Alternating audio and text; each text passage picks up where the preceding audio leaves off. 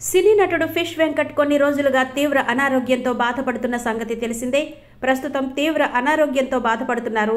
గత కొద్ది రోజులుగా కిడ్నీ సంబంధిత సమస్యలతో బాధపడుతున్న ఆయనను బోడుప్పల్లోని ఆర్బీఎం ఆసుపత్రిలో చేర్చి చికిత్స అందిస్తున్నారు.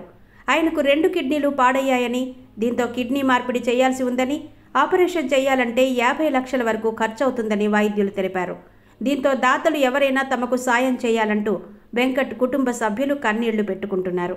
ఇప్పటికే పలుమార్లు సాయం కోరినప్పటికీ ఇండస్ట్రీ నుంచి పెద్దగా స్పందన రాలేదంటూ ఆవేదన వ్యక్తం చేశారు.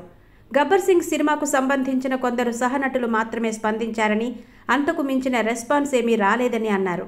అయితే ఫిష్ వెంకట్ చికిత్సకు ప్రభాస్ 50 లక్షలు సాయం ప్రకటించారని సోషల్ మీడియాలో ప్రచారం జరుగుతోంది. ఆపరేషన్కు కావలసిన సాయం అందిస్తామని ప్రభాస్ టీం నుంచి కాల్ చేసినట్టు జోరుగా ప్రచారాలు జరుగుతున్నాయి. తాజాగా ఈ విషయంపై ఫిష్ వెంకట్ భార్య స్పందించారు. ప్రభాస్ హెల్ప్ చేశారని వస్తున్న సోషల్ మీడియా వార్తలు పూర్తిగా అబద్ధమని అన్నారు. కేవలం మోపిదేవి వెంకటరమణ మాత్రం 1 లక్ష రూపాయలు ఇచ్చారని చెప్పారు.